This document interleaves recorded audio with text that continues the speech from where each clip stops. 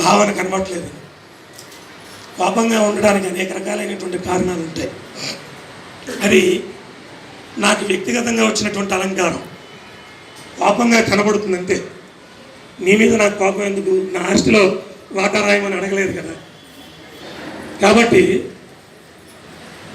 వ్యక్తిగతంగా మీరు చూపించేటువంటి అభిమానం, దాన్ని నిలుపుకోవడం చాలా కష్టం. అది చాలా బరువైనది, బాధ్యత కలిగినది.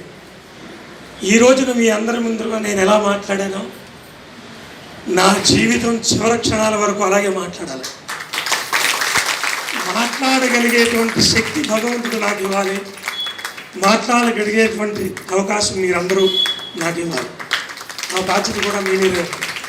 కాబట్టి ఇలాంటి సేవ చేయడానికి అవకాశం ఇచ్చినటువంటి ప్రాంగణానికి, భక్తులకి, ఆలయ పాలకవర్గం వారికి, నాకు జన్మనిచ్చినటువంటి తల్లిదండ్రులకి, అలాగే నాకు విద్యాబుద్ధులు చెప్పి సంస్కారం నేర్పించినటువంటి గురువులకి, నాకు సహాయ సహకారాలు అందిస్తున్నటువంటి నా తోటి అర్చకులకి, మీరు చేసినటువంటి